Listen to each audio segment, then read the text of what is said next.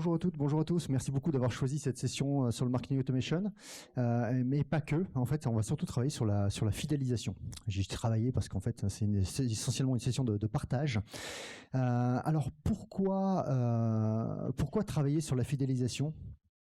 Nous, en tant qu'éditeur de logiciels, on s'aperçoit que beaucoup pensent d'abord à l'acquisition de nouveaux clients. Alors, hormis les quelques startups qui démarrent vraiment de zéro, qui ont démarré depuis 1 an ou 2 ans ou plus tard, tous les autres ont un parc client déjà en fait. Et travailler ce parc client, travailler cette fidélisation, c'est travailler sur sa croissance pour 2 raisons. D'abord, parce que si on perd ces clients qu'on a gagnés, ça ne sert pas à grand chose, c'est un panier percé. Et la deuxième raison, c'est que plus vous faites d'upselling, de cross-selling, de rétention, etc., plus vous allez soit dégager de la marge en investissant de la même manière sur l'acquisition, soit vous investissez plus parce que vous avez plus de moyens pour investir sur l'acquisition, et donc là vous allez travailler sur la croissance. Donc dans les 2 cas, vous avez intérêt à travailler finalement la fidélisation et l'upselling, le cross-selling sur votre parc client avant de travailler sur la pure acquisition. J'ai le plaisir d'être avec Raphaël donc de Cash in Time. Bonjour à tous. Du groupe Crédit Agricole, mais vous allez voir, c'est une start-up dans le grand groupe et avec qui on travaille. Alors, ils ont choisi une stack technique, il n'y a pas que nous, mais c'est justement vous montrer cet ensemble. Et ils ont décidé, et c'est pour ça que je voulais vraiment qu'on fasse cette conf ensemble, parce qu'il fait partie des rares clients de Webmécanique qui ont commencé à travailler justement sur cette phase de rétention avant toute autre phase. Donc, c'est pour moi, je suis très content et très fier de pouvoir travailler là-dessus. Et en plus, deuxième bonne raison, c'est qu'ils ont un KPI sur la fidélisation et un scoring là-dessus qui est extraordinaire, puisqu'ils sont passés de 13% en 6 mois à 45% de taux de fidélisation grâce à ce qu'ils ont mis en œuvre. Alors ça peut paraître magique, mais il n'y a pas de baguette magique, et ça c'est la bonne nouvelle du jour.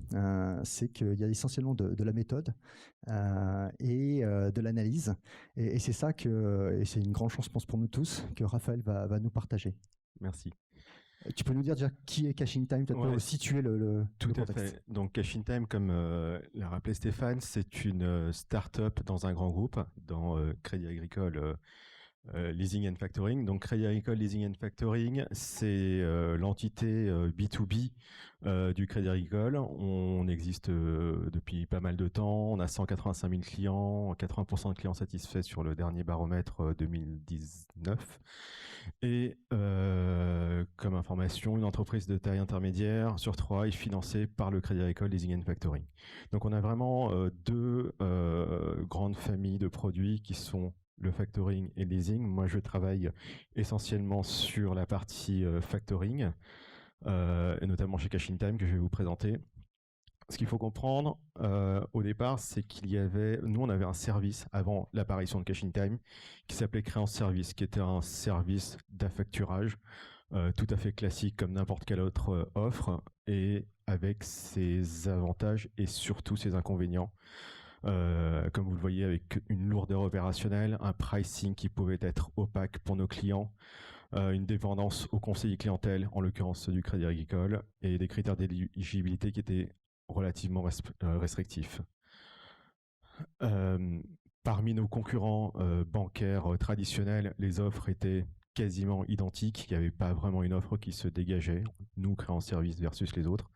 En revanche, il y a 4-5 ans, lorsque les fintechs ont commencé à pénétrer ce marché, ils ont offert des services que nous, on ne proposait pas, avec une offre dématérialisée, avec une tarification qui était un peu plus claire, mais qui restait encore un petit peu opaque, en tout cas selon l'analyse que nous avions faite. Mais en tout cas, ça nous a permis de réfléchir et de se dire que il y avait vraiment une attente client. On n'était pas assez customer-centric. On n'a pas digitalisé notre produit au moment où il fallait le faire, et les fintechs, eux, commençaient à le faire, et il fallait que nous, on accélère la cadence pour justement ne pas perdre de clients. Et c'est ainsi que Cash in Time est né, après moult d'études et de réflexions en interne. Cash in Time, nous, on a voulu totalement digitaliser le produit, faire une véritable transformation de ce qui était créé en service, qui n'existe plus aujourd'hui et qui est devenu Cash in Time, avec détruire cette opacité au niveau du prix. Nous, on a un seul prix qui est 3,5 sur le montant de la facture. Aucune caution bancaire ou de caution sur le patrimoine personnel, 100% digital, un time to yes qui est instantané, et ça on est les seuls à le faire, c'est-à-dire qu'en quelques secondes sur la plateforme Cash in Time, lorsque vous vous connectez, vous avez une réponse oui ou non, est-ce qu'on vous accompagne ou pas sur le financement de votre facture client. L'excellence du service de recouvrement, ça je pense qu'on l'avait déjà au niveau des équipes du Crédit Agricole sur cette compétence-là. Le time to cash, un cash qui est viré entre 12 et 24 heures à partir du moment où on part avec vous, on vous dit oui, on vous finance la facture. Donc, comme je vous disais, sans défaut de garantie et surtout sans engagement. C'est assez important, c'est-à-dire que Cash in Time, vous pouvez l'utiliser juste une seule fois pour un besoin très ponctuel, tout comme vous pouvez l'adopter pour des besoins tout à fait récurrents dans votre facturage. Donc c'est quasiment une économie d'abonnement que vous êtes. Exactement. Là où d'autres proposent encore de l'abonnement aujourd'hui, que ce soit parmi les fintechs ou les réseaux bancaires traditionnels, nous on est totalement sans engagement. Alors ça c'est intéressant parce que quel que soit le domaine d'activité, on rentre de plus en plus dans une économie d'abonnement. Alors, évidemment le logiciel ça c'est évident, mais on voit dans le bancaire, on le voit même chez des industriels aujourd'hui. Donc cette logique-là, elle est super importante pour tous ceux qui commencent à être ou qui le sont totalement dans des économies d'abonnement. Donc une offre sans engagement, et tu l'as annoncé, la notion de fidélisation est absolument primordiale. On est sur un produit qu'on peut utiliser très régulièrement et le client qu'on a acquis avec beaucoup de difficultés, avec beaucoup d'argent dépensé, si on n'arrive pas à le conserver, si on n'arrive pas à le fidéliser, c'est véritablement de l'argent perdu. Donc, comment on a fait ça? Je dirais que il a d'abord fallu poser la base technique sur l'automatisation et la segmentation. On a choisi Salesforce, qui est notre outil CRM, sur lequel moi je me connecte pour des besoins marketing, sur lequel nos conseillers clientèle se connectent pour la relation client lorsqu'ils ont un client au téléphone ou voilà, sur lequel l'équipe de Product Owner se connecte pour d'autres sujets. Donc c'est vraiment utilisé par l'ensemble des collaborateurs liés au projet Cash in Time. On a choisi Webmécanique pour tout ce qui est automatisation, et l'idée c'était que Webmécanique soit véritablement le miroir des informations contenues dans Salesforce pour synchroniser les informations et pour l'exploitation à faire derrière en termes de communication et de marketing. Donc chez nous, c'est les états d'inscription, le KYC, la dernière facture par exemple, cédée par le client. Tu peux nous décrire l'acronyme KYC? Know Your Customer, voilà, pardon, qu'on a d'autres clients. Et là-dessus, une fois que Webmécanique a synchronisé ces éléments en temps réel, les communications partent, que ce soit du SMS, que ce soit du mail, ou que ce soit des appels sortants par nos conseillers clientèle. Donc finalement, un schéma assez classique dans le Customer Journey également. Du coup, vous avez travaillé derrière sur la mise en œuvre de ce parcours. Exactement. On a engagé nos premières actions marketing. Comme tu disais tout à l'heure, il n'y a pas de baguette magique. Il n'y a pas non plus énormément d'études qui étaient effectuées à ce moment-là parce que c'était un projet qui démarrait. Et donc tout simplement, on a essayé de se mettre à la place du client ou des clients et de se dire quelles sont les premières actions qu'on peut initier, nous, de notre fait, avant d'être véritablement accompagnés par des gens dont c'est la compétence, notamment en data. Donc, sur le tunnel de transformation de Cash in Time, qui est fait en 4 étapes, une fois que l'internaute a rempli ses coordonnées sur le formulaire d'inscription, eh bien, on a appliqué les méthodologies déjà existantes qu'on connaît tous sur le e-commerce, donc les fameux points de rupture.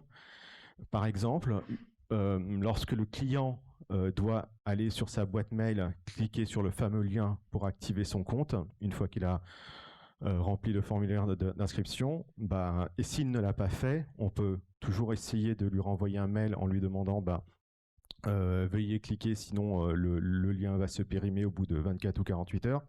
Mais c'est peut-être pas la meilleure façon de le faire. Pourquoi? Parce que s'il l'a fait et qu'il n'a pas cliqué dans la seconde, c'est peut-être il a fait une coquille dans son adresse mail. Donc relancer sur une adresse qui est fausse, ça n'a strictement aucun intérêt.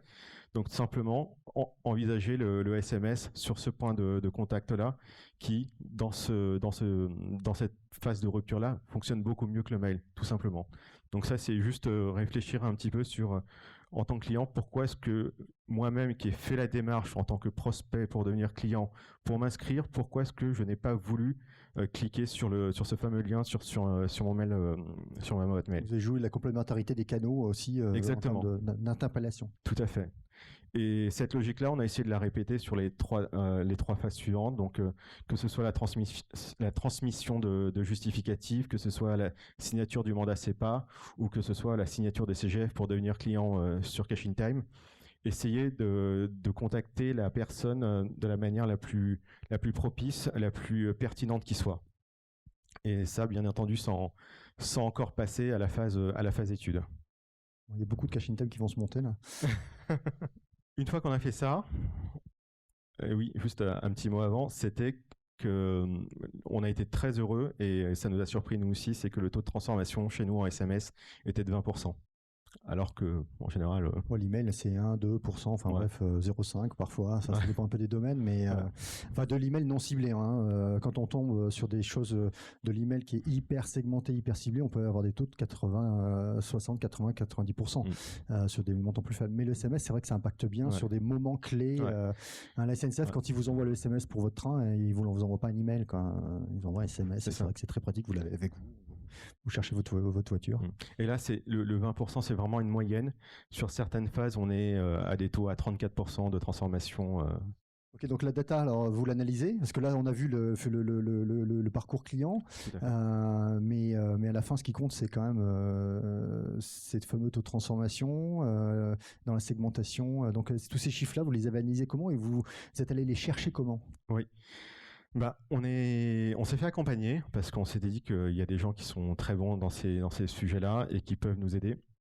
Là-dessus, on a été accompagné par une agence qui s'appelle Numberly, donc groupe 1000 Merci, qui est spécialisée dans la data, qui est spécialisée dans la connaissance client, dans le conseil en marketing automation et qui, avec la solution de web mécanique, nous a vraiment accompagnés sur la mise en place des différents scénarios et la segmentation.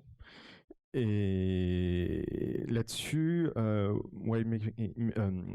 Numberly, je vais vous montrer 2 études qu'ils nous ont faites, notamment sur le portrait robot. On a pu comprendre, alors on savait déjà que notre offre était surtout destinée aux TPE-PME, mais on n'avait pas véritablement de notion de quelle taille de TPE-PME. Et là, on s'est rendu compte qu'en analysant en fait notre portefeuille de clients, on est à 3/4 sur une entreprise comportant moins de 6 salariés. Donc véritablement une petite entreprise. On a également appris que cette petite entreprise était surtout urbaine. Et enfin, on a appris également que en termes d'ancienneté d'entreprise, c'est une entreprise en majorité qui existe depuis moins de 4 ans. Donc, lorsqu'on apprend tout ça, ça permet aussi en amont, en acquisition, d'orienter en fait les budgets marketing et d'avoir les messages qui vont bien derrière en termes de fidélisation, donc avoir un discours qui soit plus adapté à ce monde de l'entrepreneuriat ou du chef d'entreprise qui trame tous les jours avec ses salariés. Est-ce que ça modifie votre vision du persona, enfin le fameux persona qui permet derrière d'en déduire le type de contenu qu'on va produire? Tout à fait, tout à fait. Lorsqu'on avait initié il y a 3 ans les appels d'offres, on avait choisi Web Mécanique, on avait choisi notre agence média qui est Intuiti et notre agence de data Numberly. Lors des différentes phases, ils nous avaient présenté donc des personas qui nous semblaient cohérents et qui dans la pratique, on s'est rendu compte que c'était pas tout à fait ça. Et justement, ces études nous ont permis d'affiner ces personas, d'affiner la segmentation et d'avoir véritablement une pertinence dans notre stratégie de communication et marketing. Ce qui permet de dire qu'en marketing, ce qui ne se mesure pas n'existe pas. On a tous des intuitions bonnes ou mauvaises, mais tant qu'on n'a pas les chiffres, on n'en sait rien. C'est ça. Donc ça, c'était une première étude. Une seconde étude, c'était l'analyse de la base client avec une étude RFM. Donc RFM, c'est récence, fréquence, montant. Là-dessus, on a vu que sur nos 15 000 clients, chiffre fin 2019, il y avait des gens qui s'inscrivaient mais qui ne cédaient pas. Sans doute qu'il s'agit d'un besoin futur. Des gens qui sont cédeurs réguliers, des gens qui sont cédeurs occasionnels, des gens qui étaient clients fidèles et qui ont arrêté de céder. Sans doute que le cycle de vie s'approche de sa fin, ils avaient peut-être un besoin, ils ne l'ont plus. Et derrière, des segments, des sous-segments et encore des sous-sous-segments. Là, j'ai vraiment synthétisé le schéma. Et lorsqu'on a ça, les idées viennent toutes seules. C'est-à-dire qu'on commence à réfléchir à des discours à adopter pour chaque segment, pour chaque sous-segment, pour chaque sous-sous-segment, et savoir quand est-ce qu'on peut les contacter, de quelle manière, quel canal.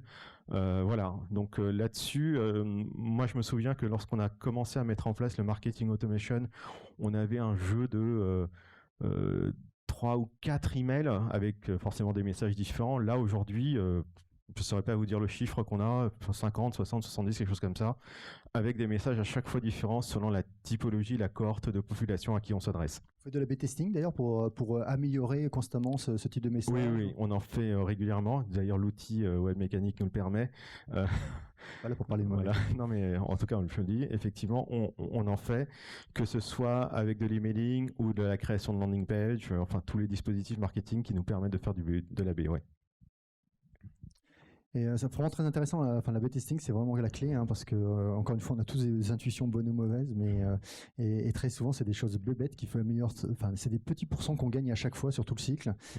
Mais alors, ça prend du temps. C'est de l'énergie, ça demande un peu de rigueur parce que il faut mettre tout ça dans des beaux tableaux, etc. Ça change dans le temps aussi parce que les habitudes changent en fonction de ce que font aussi les concurrents à un moment donné. Mais c'est un vrai job à faire. Non, c'est un vrai job. Et puis, au-delà du fait que tout le monde parle de l'A/B testing. Si c'est l'A/B testing, juste pour faire de l'A/B testing, ça n'a pas vraiment d'intérêt. Mais des fois, par exemple, dans des réunions en interne, on a vraiment des débats entre nous, entre moi qui peut avoir une opinion sur tel message, telle couleur, telle façon de mettre un bouton, et moi, mes collaborateurs qui peuvent avoir une autre vision. Et là, tout de suite, on peut challenger. On dit bon bah ok, on va pas se battre, on va faire 2 versions ou 3 versions s'il faut, et on verra quel est celui qui remporte le meilleur résultat. Et parfois j'ai tort, parfois j'ai raison, mais c'est ça qui crée justement le... Et quand on a 50-50, on est dans la merde. On regarde les deux. Ok, et alors du coup, tout ça, ça a amélioré, on l'a dit tout à l'heure, le taux de fidélisation de 13 à 45%. Oui. Ça a un impact derrière sur le chiffre? Oui, ça a un impact sur le chiffre parce que effectivement, on a parlé de ce passage de 13 à 45% de la part en fait des clients fidèles, mais derrière la finalité c'est quoi? C'est justement l'augmentation en fait du chiffre d'affaires. Et grâce à ces gens qu'on a réussi à fidéliser, ça nous a permis d'augmenter notre chiffre d'affaires de 11% sur les 3 derniers mois. Les 6 derniers mois où on a mis toutes ces solutions-là, toute cette communication segmentée.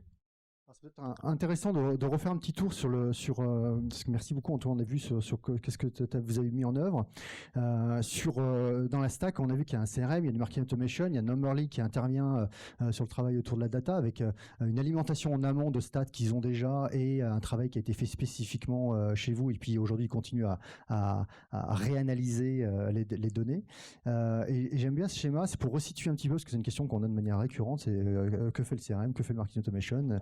Et la question qu'on me pose pas, mais à laquelle je réponds toujours, c'est quelle est la bonne interaction entre les deux? Parce qu'en fait, l'un va avec l'autre.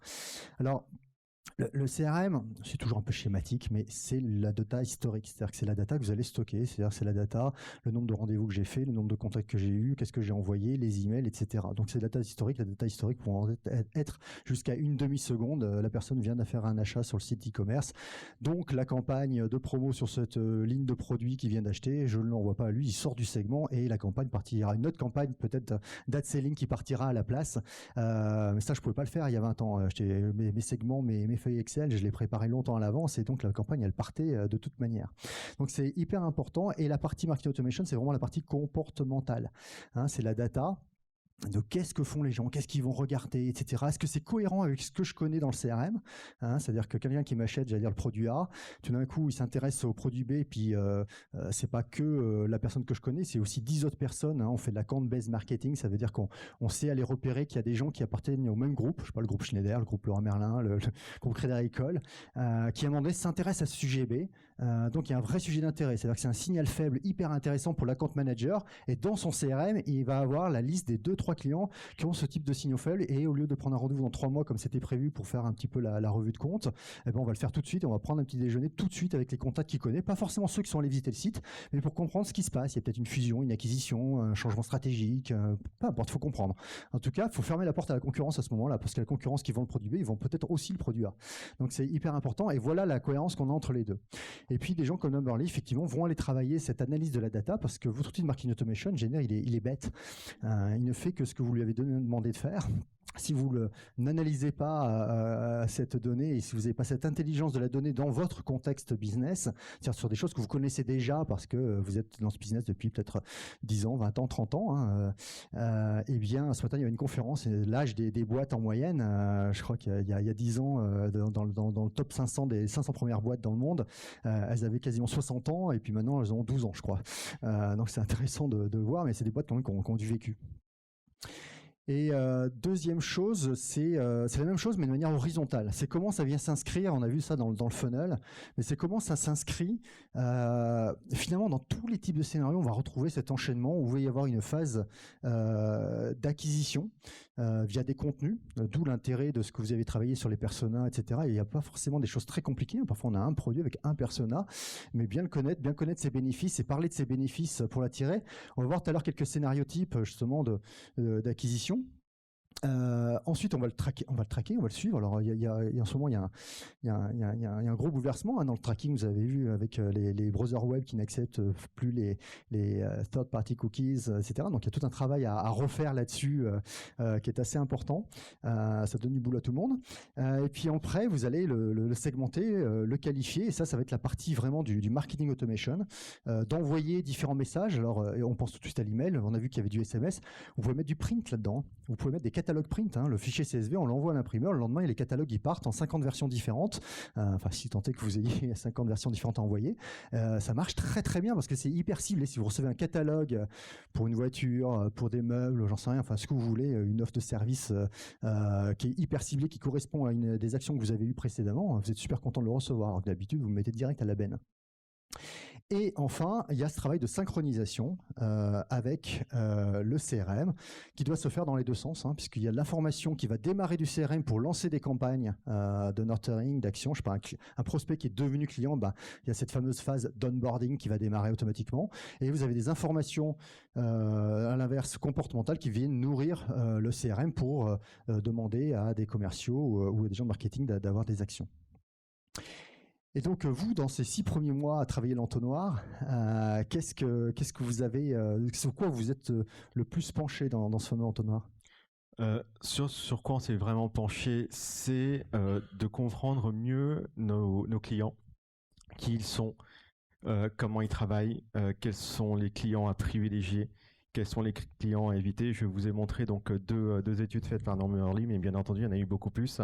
Je vous donne deux exemples. Nous, on travaille dans une activité qui est financière, donc forcément, lorsqu'on travaille dans une activité financière, ça peut générer pas mal de fraude, et on en a subi pas mal au démarrage, et on a vu que dans certains secteurs d'activité, il y avait plus de fraude que dans d'autres. Donc là, on a réussi à isoler. De même qu'on a vu que certains secteurs d'activité étaient beaucoup plus demandeurs d'une solution d'affacturage que d'autres. Là, on a su les cibler. Et donc là, justement, ça fait partie, encore une fois, de réorientation de budget marketing. Un autre point, c'est une étude que j'ai trouvée très intéressante, sortie par Numberly, c'est que on s'est rendu compte que chez nous, Cash in Time, lorsqu'un client a cédé une première facture, s'il ne cédait pas sa seconde facture dans les 11 jours qui suivaient, il était quasiment impossible de fidéliser ce client-là. Donc quand on a cette information et qu'avant on pouvait se dire bon les mails de relance on va les envoyer à 15 jours, etc. Là justement on peut se dire non, il faut mettre toute la puissance marketing justement avant ces 11 jours-là et voir si on peut augmenter la fidélisation. On l'a fait. On a augmenté nos points de fidélisation et on a recommandé cette étude 1 an plus tard et on s'est rendu compte que justement ce délai de 11 jours s'était rétréci à 9 jours. par rapport aux études, par rapport à la communication qu'on a mis en place justement sur ce focus de 11 jours. Ouais, c'est excellent parce qu'on voit que de toute façon l'acquisition de trafic coûte toujours plus cher, que ce soit le SEA, les pubs, c'est aux enchères, donc il y a toujours plus de monde, donc c'est toujours plus cher. Le SEO, tout le monde produit du contenu, donc il faut toujours en produire un peu plus ou de meilleure qualité, etc. Donc ça revient jamais moins cher. Et à l'opposé, je dirais en termes de closing, on est sur des taux de rebond et des taux de conversion qui sont de plus en plus faibles.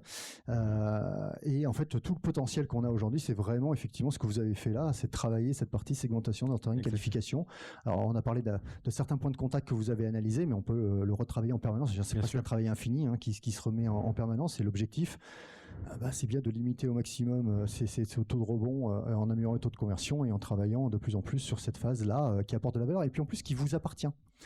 Tous les process que vous mettez en œuvre ici, ils sont à vous, je veux dire, c'est à vous, ça fait partie des assets de votre entreprise. Enfin, votre comptable, il va peut-être pas le mettre en haut de bilan, mais c'est un vrai asset.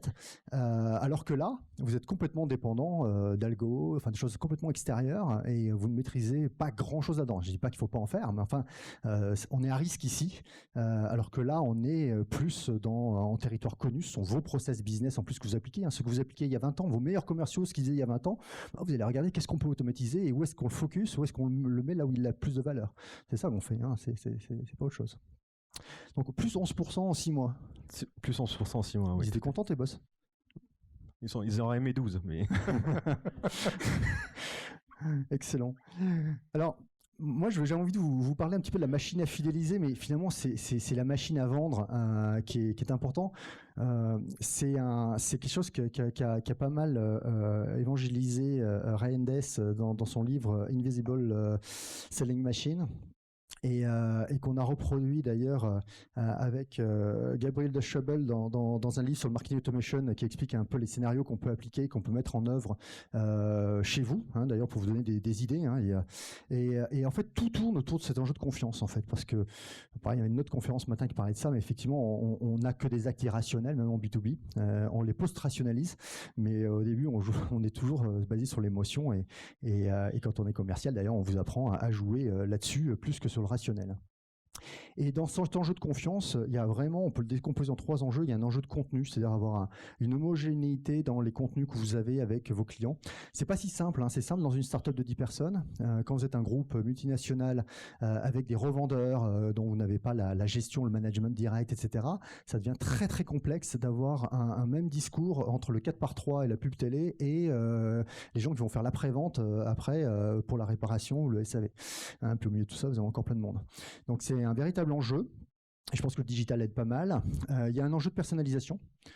Alors c'est fini la personnalisation de savoir si on met le prénom à l'entrée de l'email. Personnalisation, c'est vraiment le bon contenu à la bonne personne au bon moment, au moment où vous vous intéressez à ce sujet. Quelle information on peut vous donner en plus? Nous, on travaille actuellement avec Sophie sur toutes ces questions d'e-learning en permanence, pas que pour le jour de la formation de l'onboarding, mais tout au long du cycle de vie et même en prospection d'ailleurs. Alors on s'aperçoit qu'il y a des gens qui viennent grâce à des tutos faits par le support. Donc on voit bien que c'est hyper important cet enjeu de personnalisation. Et puis l'enjeu de disponibilité, on rejoint la même chose. C'est-à-dire que maintenant, on est tous amazonoisés dans nos têtes. C'est-à-dire qu'on s'attend à pouvoir accéder à n'importe quel contenu en 24 heures sur 24, même avoir des actions. Et donc, il y a plein de choses à automatiser qui n'ont pas de valeur en soi, qui soient faites par un humain, mais qui sont super importantes. Ça permet de répondre tout de suite aux personnes. Et donc, on va créer cet enjeu de confiance. Et finalement, dans cette machine à vendre, on va retrouver un concept que vous connaissez tous, parce qu'on l'a tous pratiqué, même à titre personnel, ne serait-ce que pour entrer en contact avec l'âme sœur ou à tout autre moment. C'est-à-dire qu'on est toujours dans une phase à la fois d'endoctrinement, où on va parler de l'autre, en fait, des bénéfices pour l'autre, de ses problèmes. Et en fait, c'est pour les qualifier, savoir s'il répond bien, en fait, si je réponds bien, mes bénéfices correspondent bien à ses problèmes à lui. Donc déjà, il faut que je comprenne ces problèmes et que je vois si ça correspond à sa problématique. La deuxième phase, c'est une phase d'engagement je sais qu'il a ce problème, donc je vais pouvoir commencer à parler des bénéfices pour lui et de ce que je peux lui apporter pour résoudre ses problèmes. Et puis on a une phase d'ascension lorsqu'il a répondu positivement à cette phase d'engagement. Parce que dans la phase d'engagement, on va le voir, à un moment donné, il va vous accorder son attention, il va prendre votre solution, son produit, et donc il va falloir non seulement lui dire qu'il a fait le bon choix, mais en plus éventuellement lui proposer quelque chose de plus. C'est une belle occasion de faire un peu d'upselling. On est dans dans un bon mouvement à ce moment-là. Et si c'est pas le cas, on va travailler sur la requalification, la segmentation. Est-ce que tu veux venir boire un verre au bar? Non, merci. Bon, d'accord. Qu'est-ce que tu fais dans la vie? Quelles sont tes passions? J'adore la danse. Ah bon, bah tiens, il y a un rock. Est-ce que tu veux venir danser le rock? Ah bah oui. Bon, donc j'ai requalifié, j'ai resegmenté, et finalement j'ai réengagé derrière. Donc j'ai fait une phase de réengagement, et là j'ai gagné. Et si j'ai pas gagné, c'est pas grave. Merci, je serai très heureux de te revoir plus tard. Mais là, je passe à la table suivante. Et donc dans le CRM, en gros, je disqualifie le lead. Je continuerai à le nurturer d'une autre manière, mais en tout cas, je l'ai disqualifié momentanément et je passe à mon lead suivant. Et quand on regarde ces scénarios en détail, ce qui est génial, et moi c'est ça que j'adore, c'est que c'est tout simple. Hein, c'est marketing automation, c'est que des petites sommes de choses très simples en fait. Hein, donc c'est pas des. Nous on voit des fois des clients qui commencent à partir dans on voit des organigrammes, des choses, enfin des arborescences pardon, incroyables. Et là on dit oh là là, on va dans le mur. Donc il faut simplifier. Et donc la base, c'est souvent 3 emails, alors que vous allez envoyer avec une fréquence qui va dépendre de votre business. Faites de l'A/B testing. J'ai pas de réponse toute faite sur le nombre de jours qu'il faut entre 2 mails, le type de contenu, etc. Mais on y va toujours crescendo, c'est-à-dire qu'on part de choses qui sont assez faciles à comprendre, peu engageantes, et on va sur des choses qui le sont un peu plus. C'est la même chose sur la phase d'engagement, où là j'arrive sur des propositions, donc évidemment à la fin j'ai une proposition qui est très ferme, hein, qui est une sorte d'injonction. Au début j'ai une proposition qui est peu engageante. C'est ce que font les gens quand ils vous abordent dans la rue pour un sondage. Bon, là, ils arrivent un peu masqués. Moi, j'aime pas trop ça, mais on peut arriver non masqué, et c'est la même démarche. Quand on est sur la phase d'ascension, bah, ça va vraiment être, je sais pas, le mot du président ou de l'account manager qui a suivi ce client. Enfin, peu importe, vous voyez ce qui est le mieux reçu, de remerciements, de réengagement sur le fait que vous avez fait le bon choix. Et derrière, je vais quand même dire qu'est-ce que vous pourriez faire de plus. Peut-être prendre un service supplémentaire qui va vous apporter. Sachez que 100% des clients qui ont pris cette offre-là ont eu des meilleurs résultats de tel ordre. Voilà, vous avez peut-être des stats là-dessus sur le fait qu'en prenant tel ou tel service que vous abordez, bah, vous améliorez la qualité du service client, et donc ces clients-là ont de meilleurs résultats. Et c'est le bon moment pour le faire parce que vous êtes sur un bon mouvement, encore une fois. Lorsque vous avez pas réussi à engager la personne, c'est hyper important de ne pas lâcher à ce moment-là. Hein, comme j'ai dit tout à l'heure, il faut requalifier, resegmenter, parce qu'il y a peut-être un petit truc que vous avez loupé, peut-être un petit truc que vous n'avez pas compris. Donc je vais renvoyer des messages d'ordre un petit peu générique, où je vais aller taper un peu à côté du sujet que j'avais abordé initialement. Je me suis peut-être trompé, c'est peut-être pas exactement le sujet que j'avais identifié au départ. Je vais peut-être aller un peu vite en besogne, et je sais statistiquement que ce type de client a d'autres besoins sur lesquels, donc je vais aller le remettre sur des contenus, ça peut être des webinars, des livres blancs, ce qu'on veut, mais je vais requalifier ça. Et s'il accroche sur un de ces contenus, alors à ce moment-là, je vais le réengager. Alors, pas de la même manière que la première fois, parce que sinon ça va faire un peu robot, mais je vais trouver une façon originale d'aller le réengager. Encore une fois, choisissez le canal, on a mis des emails partout, mais ça pourrait être, ça dépend de votre business en fait. Hein. Donc c'est vous qui voyez, si vous voulez envoyer un catalogue, un papier à remplir à la main, ou un SMS, enfin, c'est vraiment vous qui voyez. Vous pouvez même envoyer des vidéos dans lesquelles on peut remplir un formulaire à l'intérieur. Enfin, vous adaptez ça vraiment à votre business, et puis testez des trucs, c'est vraiment ce que j'aurais envie de vous dire là-dessus. De toute façon, à la fin, vous avez quand même de l'information, même s'il se passe rien, vous avez qualifié votre base de données. Hein, à ce moment-là, vous avez une base de données qui est qualifiée. Donc, vous pouvez recommencer la phase de réengagement ultérieurement sur ces contacts-là, ne serait-ce que pour requalifier de manière complètement automatique votre base CRM. La souffrance principale des gens qui ont un CRM, c'est d'avoir largement des données non qualifiées dont on ne sait même pas si on saurait les utiliser et comment on communique avec ces gens-là, ou même si l'email est bon d'ailleurs. C'est quoi votre prochain challenge sur les 6 prochains mois? C'est travailler l'engagement client, donc le lead scoring. Donc le lead scoring, c'est comprendre en fait et donner une note à l'engagement d'un prospect ou d'un client. Donc chez nous, chez Cashintime, c'est mesurer les gens qui sont vraiment appétents au produit avant même qu'ils soient clients. Donc il y a 3 phases pour nous. C'est la réaction campagne marketing, les ouvertures de mails, de clics. C'est l'activité sur le site, page d'accueil, nombre de simulations qu'il peut effectuer avant de passer à la phase client, enfin avant l'inscription ou la session. Et enfin, après, l'étape suivante, c'est l'inscription à la session. Encore une étude intéressante produite par Numberly chez nous, c'est que un internaute qui visite la page Qui sommes-nous de Cashintime a 4 fois plus de chances, non pas de s'inscrire, mais de devenir client Cashintime. C'est une stat qui nous permet de changer la page qui sommes-nous, de mettre des call to action, de le cibler différemment. Donc c'est un élément de réassurance clé pour vous. Oui, bien sûr, mais c'est une information qu'on n'avait pas, qu'on a su récemment, justement dans le chantier qu'on a lancé sur le lead scoring, et qui nous demande de réfléchir différemment, de trouver des solutions pour attaquer, capter ces clients-là. Enfin, après avoir travaillé beaucoup sur la segmentation, vous avez travaillé sur le scoring, finalement, la montée en chaleur de Exactement. Oui, tout à fait. Et c'est justement une manière pour nous de modifier ou de parfaire notre cycle de vie client. On a un cycle de vie qui est en 4 étapes chez nous. L'inscription, l'activation, la fidélisation et l'attrition. C'est tout ce qu'on vous a présenté jusqu'à présent en termes de communication chez Cash in Time. Et maintenant, il faut qu'on intègre beaucoup plus 2 éléments. La partie engagement avec les peu engagés, les moyennement engagés et les très engagés, les fortement engagés, pour encore mieux capter les clients fidèles.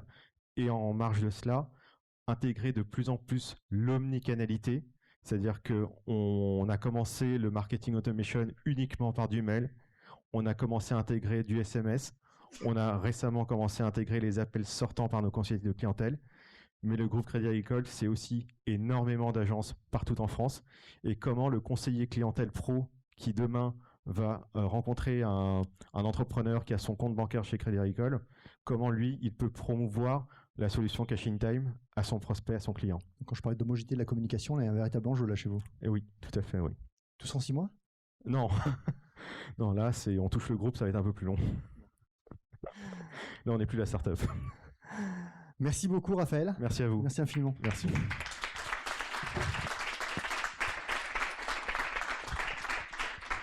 On a déjà une première question. Merci Raphaël, merci Stéphane, bravo. Je suis Thierry Calderon, je dirige une agence d'inbound marketing. J'ai une question. On a des clients dans la banque et on parle à beaucoup des clients dans l'assurance, pardon, et on parle aussi avec des banques. Et j'ai une question depuis le début, quand vous avez montré un petit peu le mapping technique. Comment vous avez fait pour passer outre les fourches codines de la DSI et installer un outil de marketing automation dans un établissement bancaire ? Chaque fois que je fais ça, on me la pose cette question. Voilà. Je peux juste dire un truc. Elle me démange depuis tout à l'heure, depuis le début en fait. On a reçu une feuille Excel à un moment donné, la plus longue qu'on ait jamais eue en termes de validation des requirements du groupe. Il y a 6 onglets sur ce. C'est ça, en général, à la page 12, on commence à abandonner. Mais En fait, moi, je peux vous en parler parce que je viens, avant d'être chez Crédit Agricole Assurance, j'étais déjà dans le groupe et j'étais dans la branche assurance, donc je connais bien aussi, pour avoir été chez Crédit Agricole Assurance, je vois très bien de quoi vous parlez. Pour faire un parallèle avec mes 2 entités, c'était extrêmement difficile de faire passer des dossiers, d'aller chercher des prestataires qui hébergent des données dans le cloud. C'est dans un grand groupe bancaire, c'est extrêmement compliqué. Et c'est pour la petite anecdote, c'est aussi la raison pour laquelle on a choisi Webmecanic. On n'a pas pris la solution de marketing automation proposée par Salesforce parce que Salesforce, voilà, exactement.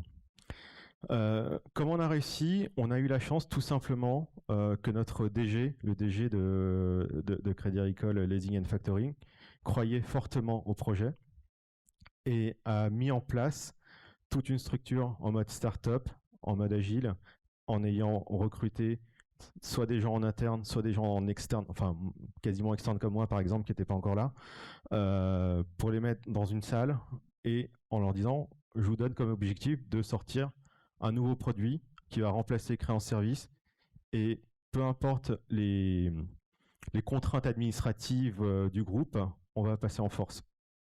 Voilà. Si on avait dû respecter toutes les strates de sécurité, on n'aurait jamais pu contracter avec Salesforce en termes de CRM. Et nous, pour rentrer un petit peu dans les méandres du Crédit Agricole, pour chaque nouveau produit ou service qui appelle à un outil digital, peu importe lequel, on doit passer ce qu'on appelle une analyse de risque. Alors que Cash in Time existe, plus de 15 000 clients, l'analyse de risque n'a toujours pas été validée. Jamais ça se passe en général. Tu as le temps pour une deuxième question ou pas ? Non ? Bon, sur LinkedIn, Twitter, ce que vous voulez. Raphaël est multicanal à lui tout seul. Merci beaucoup, bonne fin de journée.